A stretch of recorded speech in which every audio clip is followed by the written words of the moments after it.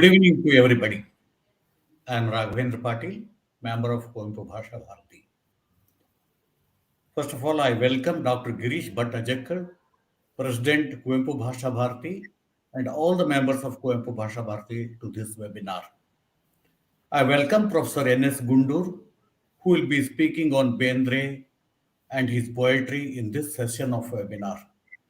I also welcome all the viewers and spectators participating in the webinar.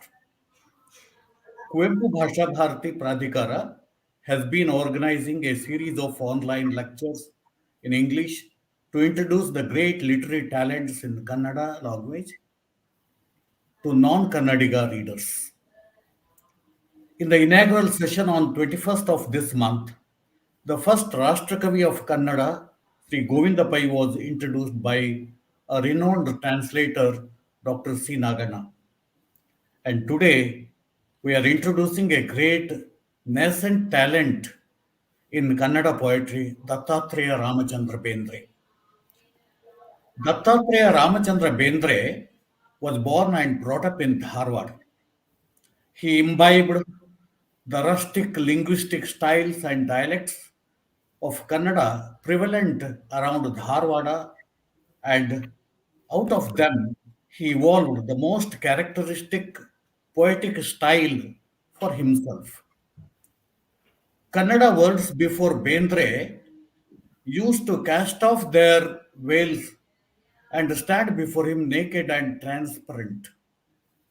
They allowed themselves to be handled by Bendre to create a magical spectrum of sound and meaning, and he is hailed as the magician of the words.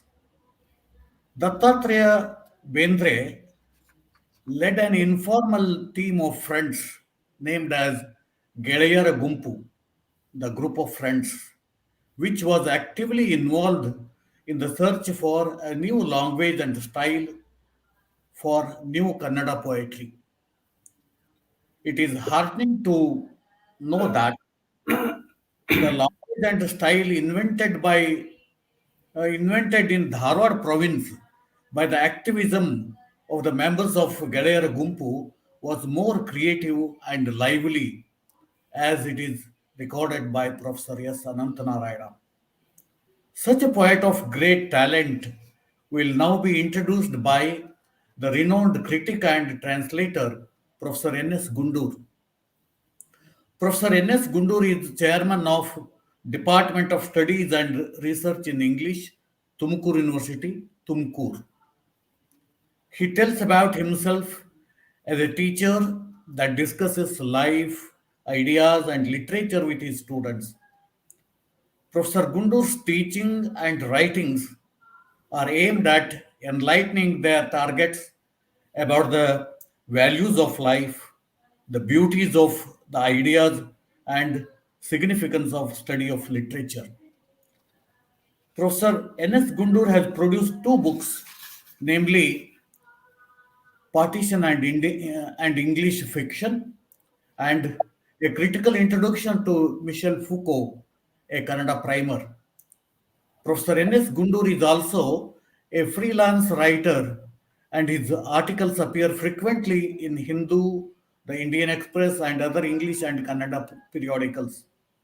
I welcome again Professor Gundur to this session of webinar and request him to talk about the poet who is considered as the priceless boon to Kannada language.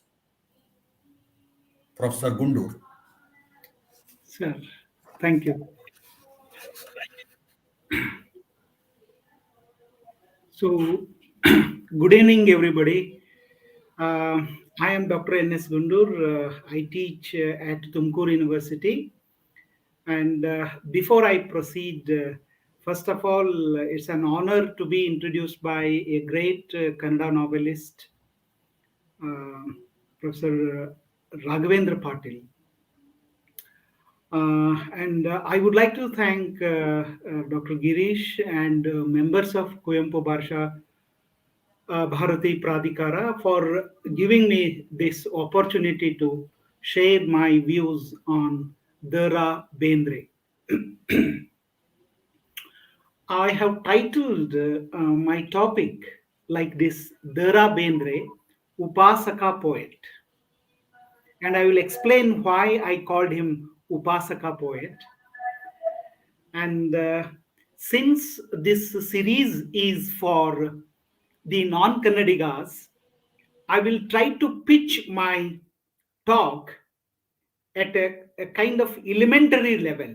I will give some basic inputs about the poet, and later I will focus only on one point.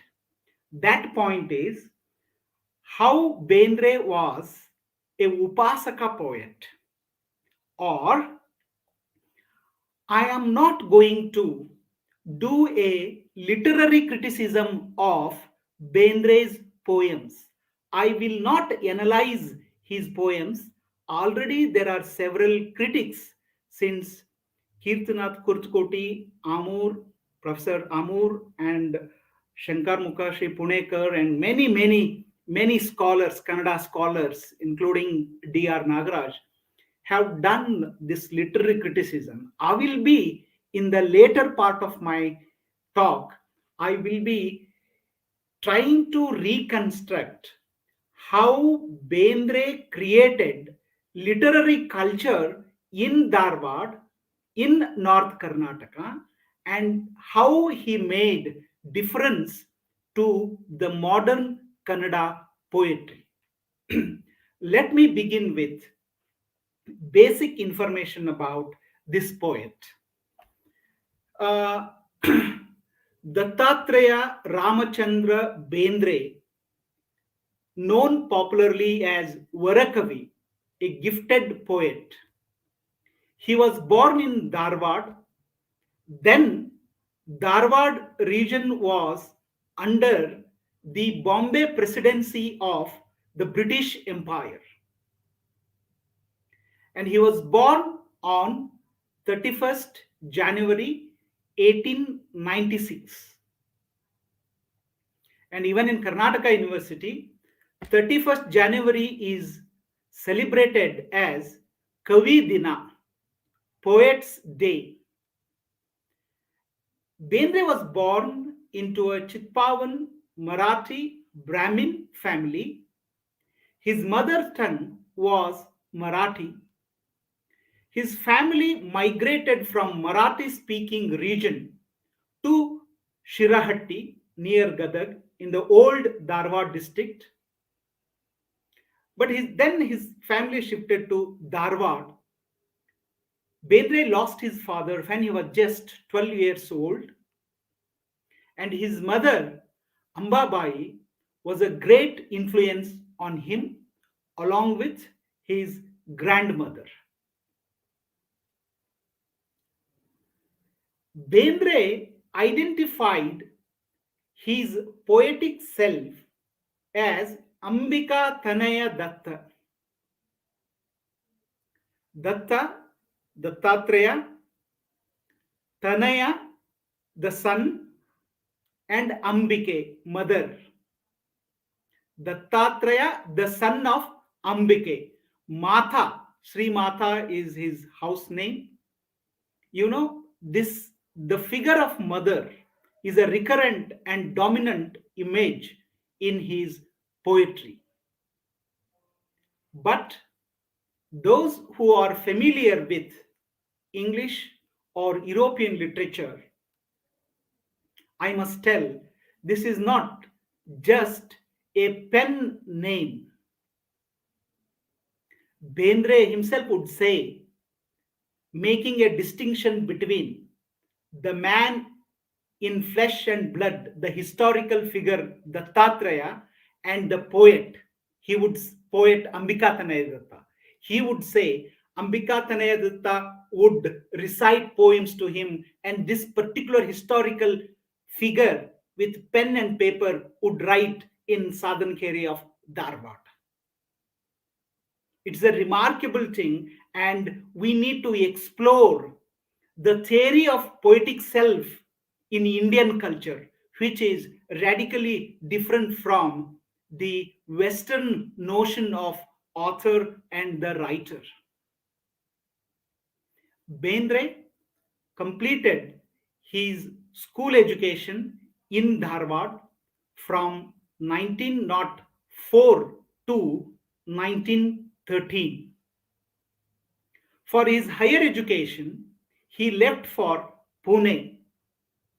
In Ferguson College, he did his BA in 1918 and MA from Pune University in 1935. And for Kannadigas, Bendre is known as, especially in Dharwad, Bendre Master. He redefined the role of master, the meaning of master, you know, and Bendre Master worked as school teacher in Dharwad, Hubballi, Gadag, and Pune. Later, he also worked as a college teacher in Solapur from 1944 to 1956. The most important thing about Bendre is that he is a poet of place. We can't imagine Dharwad without the poetry of Dara Bendre. He gave a new dimension to the Kannada poetry through Dharwad. It is not merely the dialect of Dharwad, it is the struggle of Dharwad. It is the entire life of Dharwad which resonates in his poetry, and that is his greatest contribution to Kannada poetry.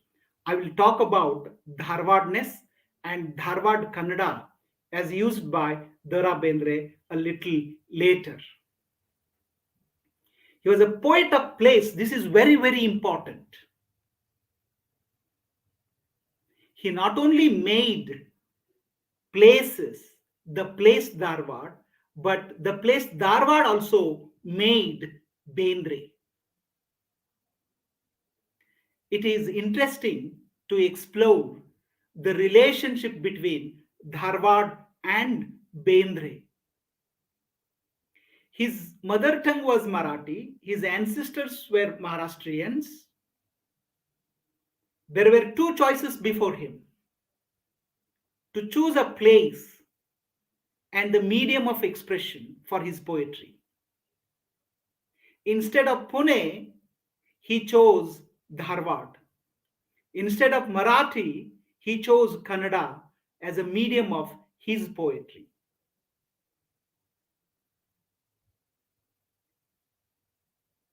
That choice is very, very significant from the point of view of Karnataka and modern Kannada literary culture.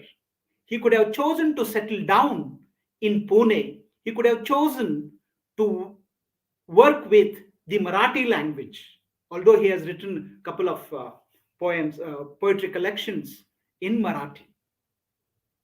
It is quite interesting to know why did Bendre choose Dharwad and Kannada. Very interestingly, one of the important critics, Kannada critics, Kirtinath Kurskoti, elsewhere observes, I quote him, Bendre served both Dharwad and Kannada with love and affection. This is the first quality of a Upasaka. He says it is an umbilical relationship in his poem, Nenavu, remembering. He had tremendous faith in the people of Dharwad region. Bendre believed in the people of Dharwad who got back their lost Kannada consciousness and identity. Before Bendre arrived on the scene, the Kannada-speaking regions of North Karnataka were dominated by Marathi culture and Marathi language. and Kannadigas had lost their identity and Kannada consciousness. And I must tell it in Kannada because it will lose its beauty if it is translated into English.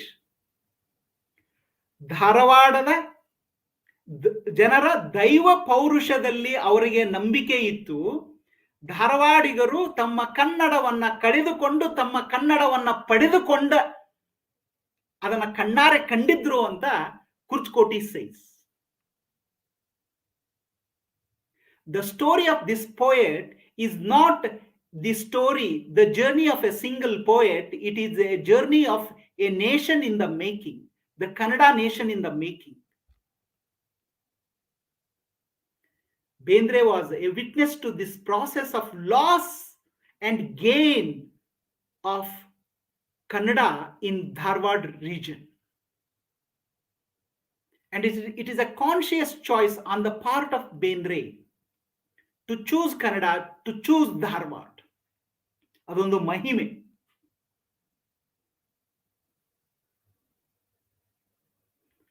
And I will talk about what he did in Dharwad, how he created Dharwad literary culture a little bit later. But now I'll just give a brief introduction. Since this series is meant for non-Kannadigas, I will be giving this piece of information. The first poem he wrote was Tutturi, Trumpet. And before his collection Gari and Krishna Kumari were published, Bendre was already popular as Yuva Kavi, a young poet in and around Dharwad, and his poems had already appeared in Kannada magazines and journals.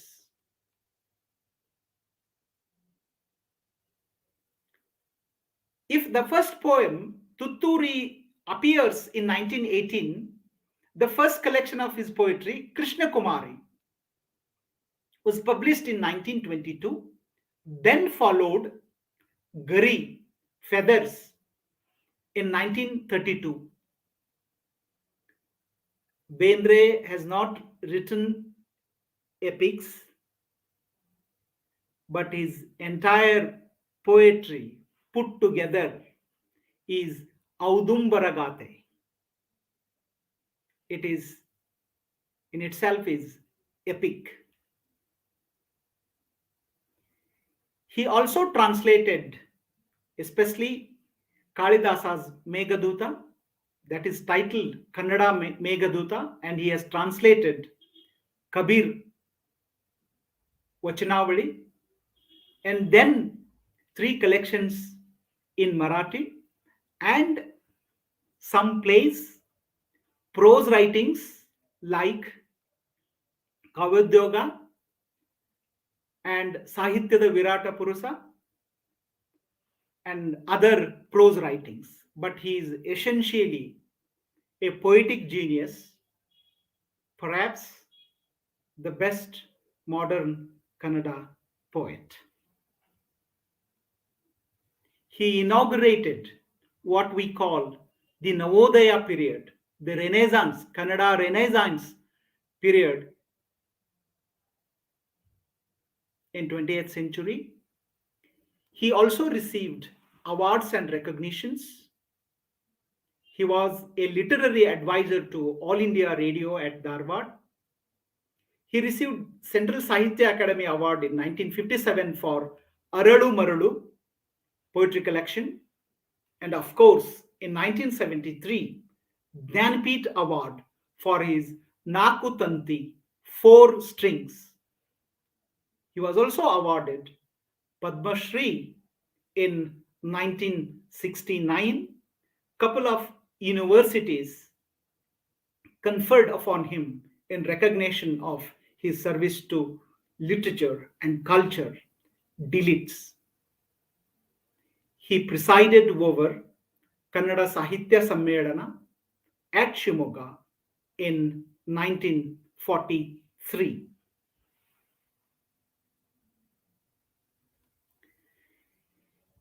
You see, the most important thing about Bendre is the way he responded and created a poetic culture in 20th century. We all know that the colonial modernity brought a kind of break in our literary culture, and we were divided between the pre-modern and the modern.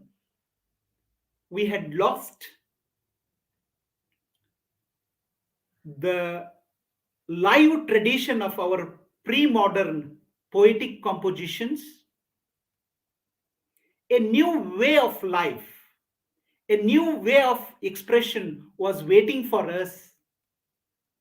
India, particularly Kannada culture, Kannada land, Kannada life, was waiting for a poet who could imbibe both or yoke the pre-modern and the modern.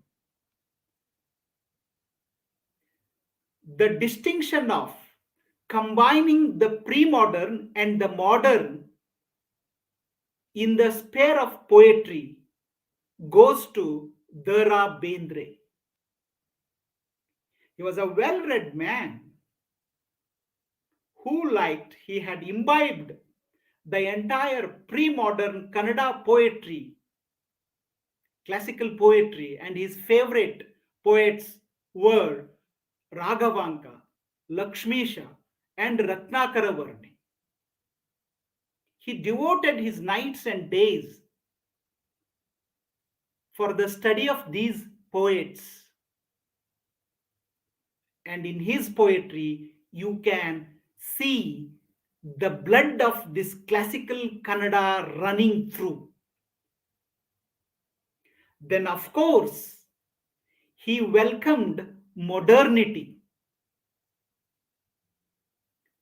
And through modernity, he was influenced by the English romantic poets. Perhaps Keats was his favorite.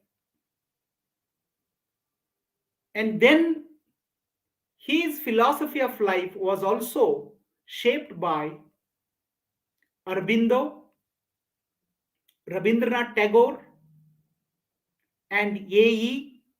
Russell, Khalil Gibran.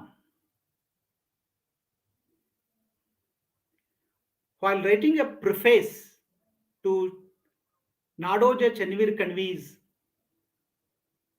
one of the poetry collections, he talks about the Dharwad Tattva, the principle of Dharwad, that is to absorb everything that is best in the world.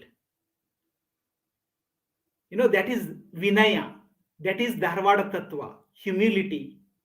And Bendre absorbed the poetic sensibility, poetic aesthetics, poetic technique from our pre-modern poetic culture, tradition, and modern poetic culture, modernity. And the most important thing is Desi folk song traditions. Kurtkoti sir writes elsewhere that Bendre used to listen to songs, rituals, speeches in the streets of Dharwad, and that shaped Bendre's poetry, and that Bendre is very, very significant. In that respect, he reminds me of Santa Shishunala Serif. Many times, some of Bendre's poems can be mistaken for Sharif's.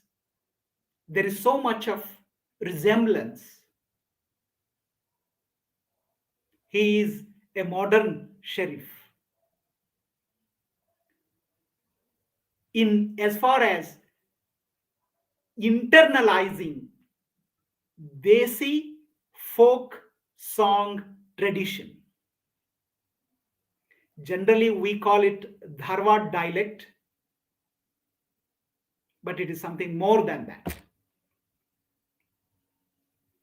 And in the history of, one may not agree with me, but this is my tentative proposal. There are three important poets in the entire history of Kannada literature who have imbibed, digested, and used, developed both ways, the way of Marga, like Pampa's Marga, Pampa is a Marga Kavi, and Desi. Bendre did not resist anything, but he made use of the best that was available to him. He imbibed Marga and Desi like Allama Prabhu, the 12th century Vachana poet, saint poet, a philosopher, and Shishunala Sharif of 19th century, a mystic songster. These are the three poets who combined Marga, the main way, and Desi, the periphery, into their poetic creation.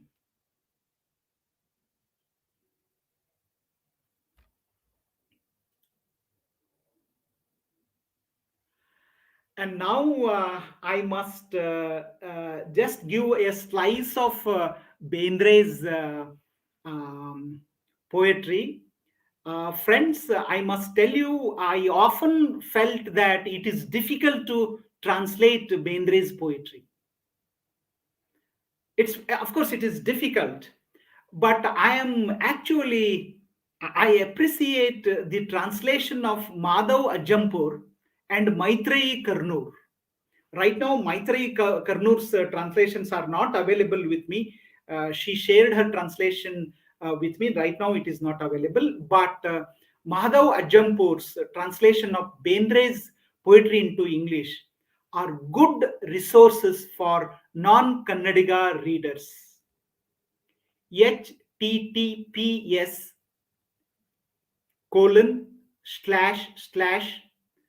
therabendreinenglish.com. You can visit this blog and you will come across very competent translations of Bendre's poetry, thanks to Madhav Ajampur and Maitreyi Karnoor.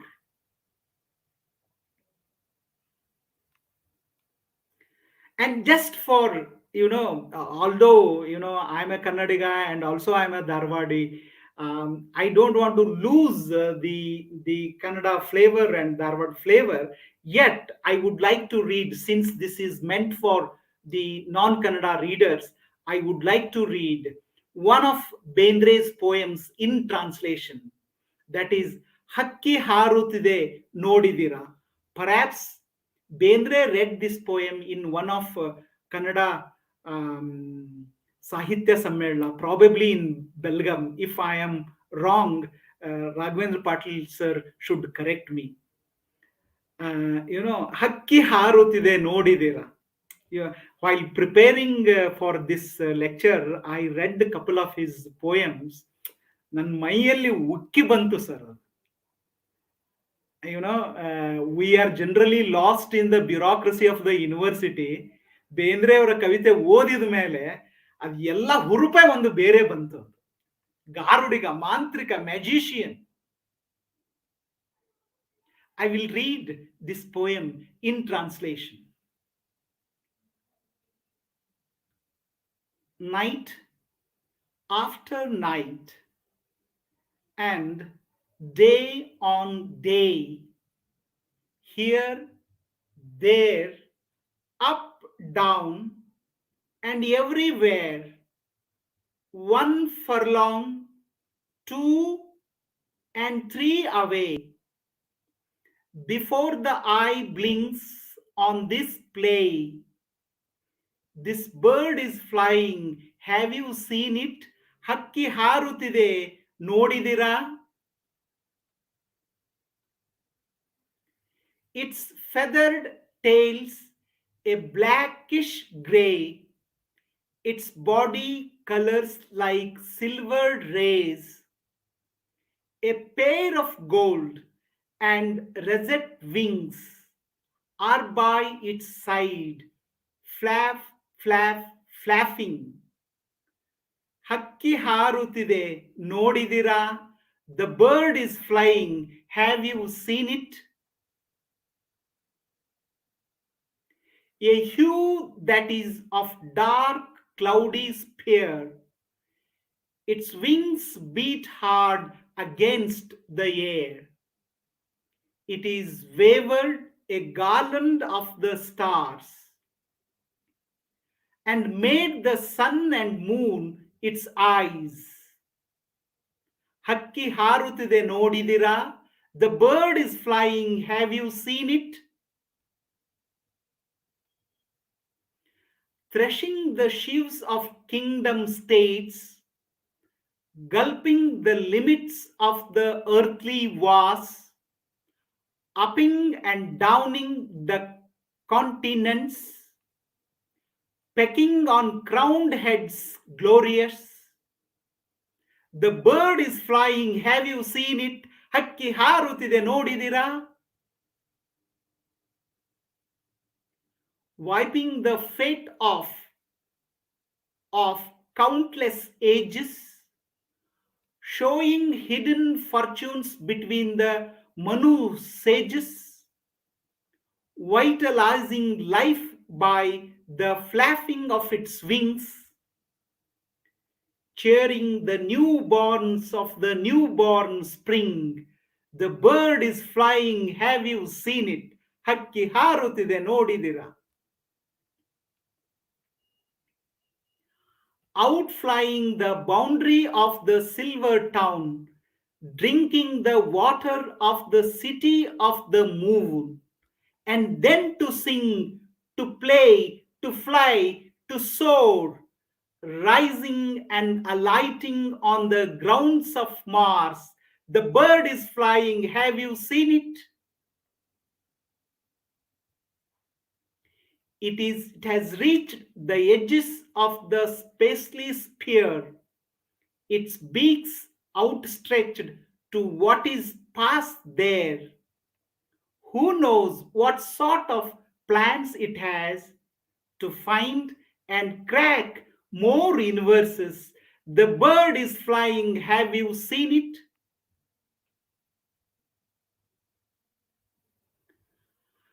Only Upasaka poet can create such, and I'm happy with this translation because this translation captures, at least partially, the essence of Bendre's poetry, that is nada, the sound.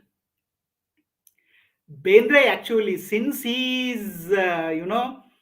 was in the period of print culture, he used pen and his poems were printed. Otherwise, he is a oral genius.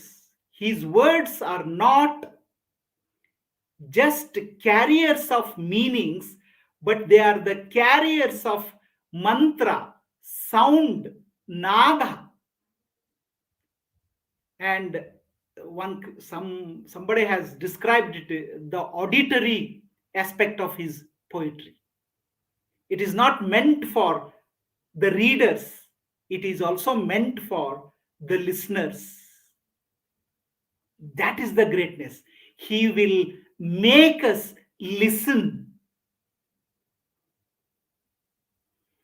I will not undertake the literary criticism of, as I said in the beginning, of Bendre's poetry. In another 15 minutes, I will conclude my talk. Now, the most important aspect of Bendre, which is neglected by the Kannada readers and Kannada critics, is that he was a maker of a literary culture.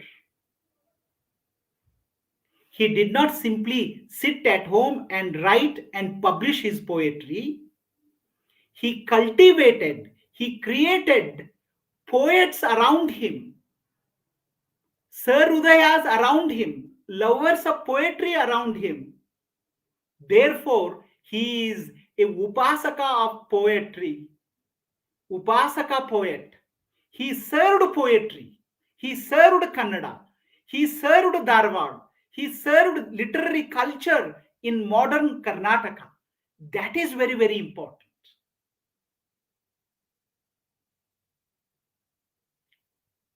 So, in just 15 minutes, I will talk about Bendre as a maker of Dharwad literary culture. Bendre lived and mainly practiced writing poetry in the early and mid part of the 20th century, when the colonial modernity had already created ruptures in our culture and polity. It was a time when the pre-modern and the modern had been negotiating with each other. The Indian subcontinent, on the way to becoming a nation state, was coming to terms with the new world. ಹೊಸ ಜಗತ್ತು ತೆರೆದುಕೊಳ್ತಾ ಇತ್ತು. One of the demands of the time was to reinvent, at least in some bhasha traditions, in India. When Bendre appeared on the scene, the sub-national movement for the unification of Karnataka, Kannada-ness, had already taken a firm footing in the soil of Kannada-speaking regions. Such a movement looked forward to, among many other elements, a poet like Bendre to give a renewed identity to the Kannada intellectual life through literary expressions. The task was to rediscover the pre-modern cultural resources, as I said in the beginning, and inherit the modern forms and themes like lyrics. He was a lyrical genius. Bendre's poetry, which was fulfilling this cultural requisite of the time, gave a definitive shape to modern Kannada poetry, which had made a beginning in the hands of writers like B.M. Sri Panje Mangeshwar Rai, Hatti Angadi Narayana Rai, Govinda Pai, and more importantly, Shantakavi of Dharwad and others. The singular achievement of Bendre, the poet, was the constitution of a new literary tradition in Kannada by not only exploring new possibilities in terms of themes and poetic techniques,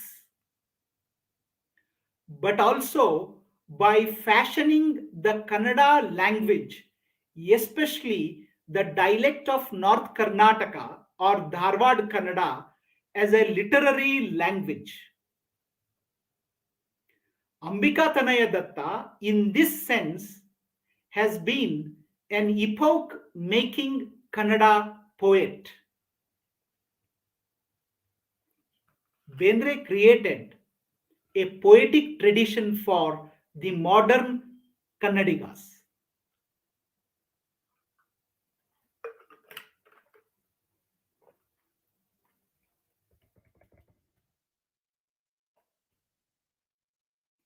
However, this was not enough.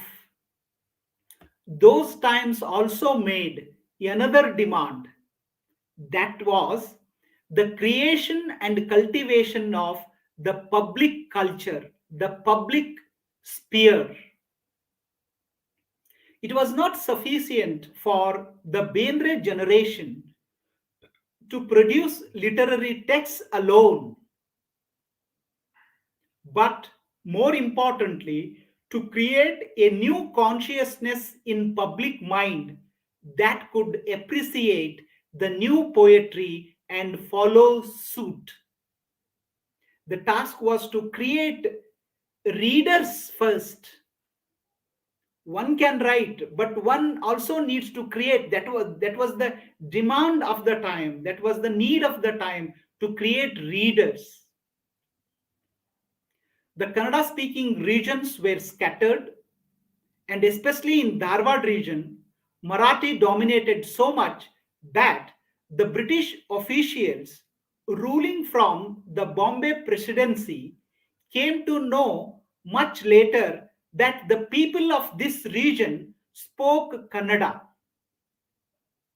What was needed was a strong public intellectual engagement to build the Kannada language, literature, and culture.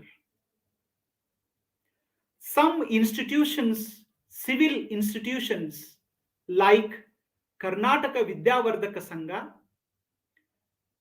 public figures and intellectuals like Deputy Chennabasappa and Alur Venkatarao had initiated this task in the domain of culture, education, and politics. Men of letters like Bendre further needed to extend this task to the sphere of the literary social. Therefore, Bendre was obsessed with creating a literary culture which manifested itself in different forms. Those forms are learned societies, literary circles like Gedeyara Gumpu and their meetings, organizing and participating in literary events and fests, involvement in the print culture,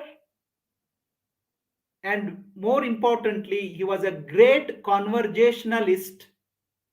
He created the poetic culture through his conversations with his peer groups, and he mentored aspirant writers, would-be writers. The most remarkable facet of Bendre's public engagement was the creation of Gedeyara Gumpu, Friends Circle.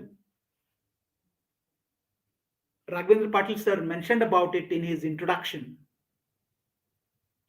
It was an informal and unrecognized, unregistered association of men of learning in Dharwad. When Bendre was doing BA in Pune, he had realized the importance of building learned societies by being member of Sharada Mandal, an association formed to discuss literary matters. When Bendre came back to Dharwad and took to teaching in Victoria High School, he continued to write poetry in Kannada.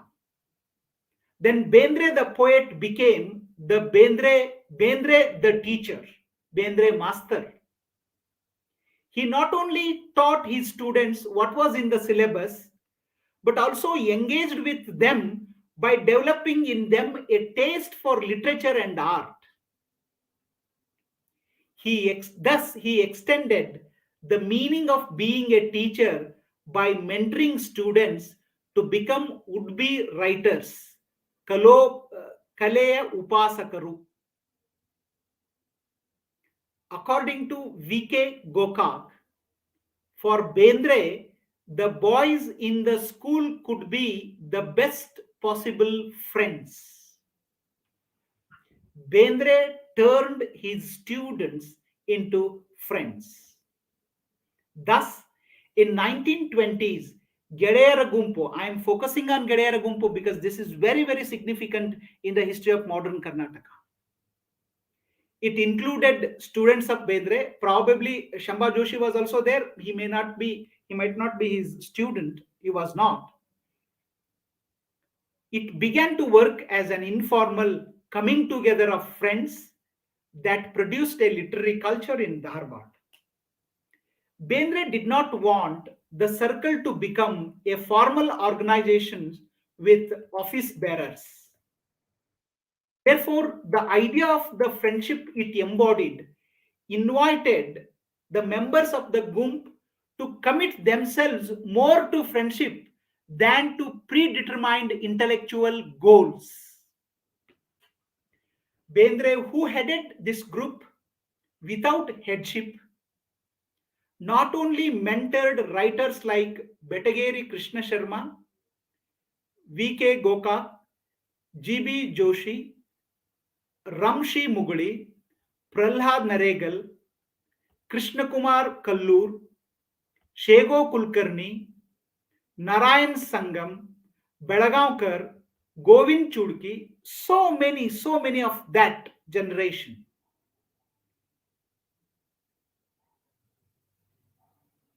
The Gumpu played an important role in shaping the modern Kannada literature. And inspired by the activities of Gumpu, several such associations were formed across Karnataka. Bendre's friend Halsangi Channamallappa, popularly known as Madura Channa, started a similar group in Halsangi of Bijapur region.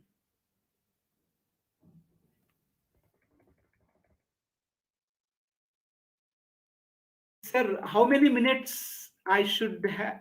I am left with? Girish sir? Sir, Patil Uh, sir? Girish sir is not there, so I think normally we will give around 35 to 40 minutes for the thing. So you can check and conclude it, sir. Not an issue. Okay, fine.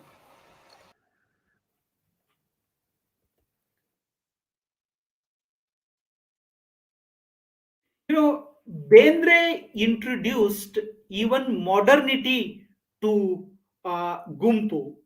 The Gumpu, the friend circle, cultivated the habit of reciting and studying modern poetry, and Bendre introduced the members to the writings of Tagore, Arbindo, A.E., W.B. Yeats, and Khalil Gibran.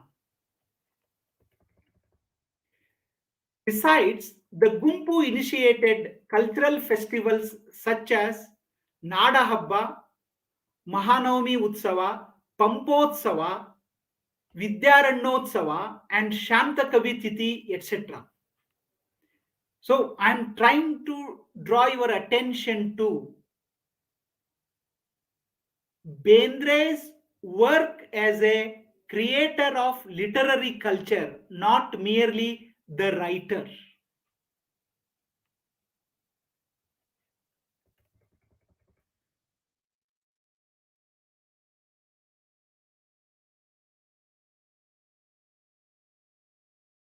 So now I would like to conclude this part of my presentation. The point I was trying to make was that it was not a simple life of a writer sitting and writing and publishing his poetry. Bendre involved himself in the public culture. Whatever the criticism, Bendre's engagement with public life was the manifestation of his love for Dharwad, the place, and the Kannada language. Therefore, I gave the title Upasaka Poet. ಸೇವೆ ಮಾಡುವವರು ಅವರು. Developing Dharwad as an intellectual cosmos seemed to have occupied the consciousness of Bendre's public life. Therefore, he chose Dharwad as his workplace instead of Pune, and Kannada as his literary medium in place of Marathi. He served both Dharwad and Kannada with love and affection. Okay? And thus Bendre was a cultivator of poetic culture. Very interesting thing. He gave a motto, he formulated a motto for Gedeyara Gumpu. It reads like this, but he never translated this into Kannada. That was his vision.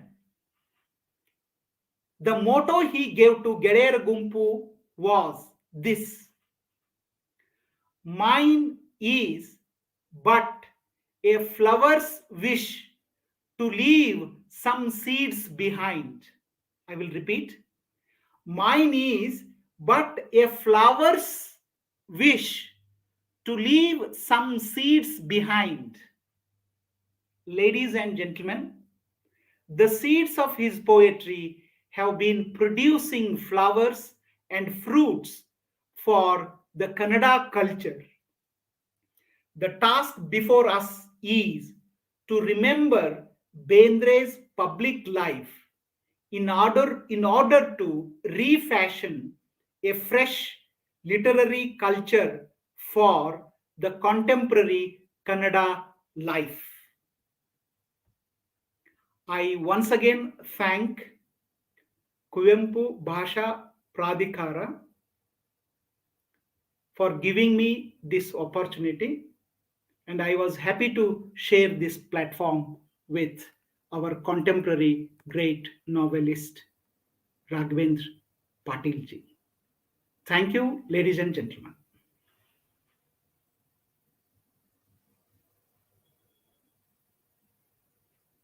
Beautiful account of the poet Bendre.